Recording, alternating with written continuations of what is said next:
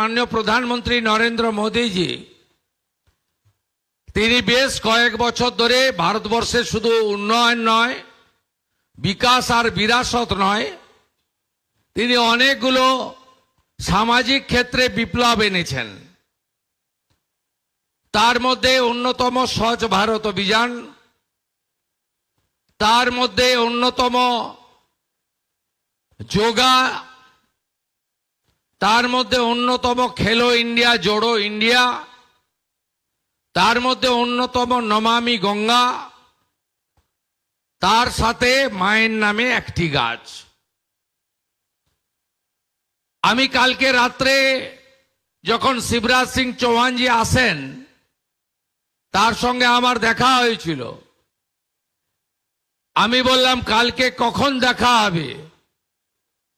बोले शुभेंदु जी मैं डेली काम शुरू करने के पहले एक पेड़ लगाता हूं।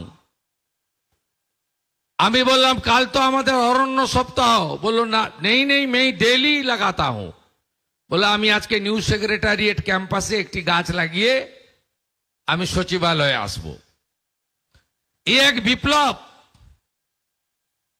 আমাদের রাজ্যে কংক্রিটের জঙ্গলে আমরা ভরে গেছি। বিল্ডিং প্ল্যান পাস করার সময়,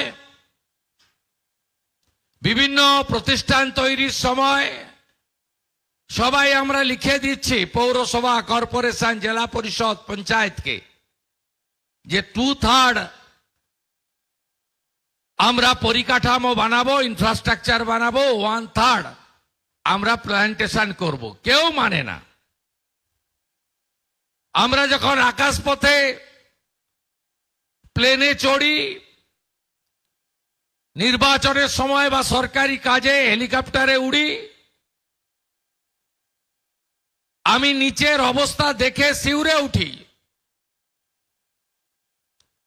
আমি একদম জমি থেকে উঠে আসা লোক। অরণ্য সুন্দরী, ঝাড়গ্রাম, বাঁকুড়া, পুরুলিয়া আপনার আকাশ থেকে দেখলে কষ্ট হবে। 10 বছর আগে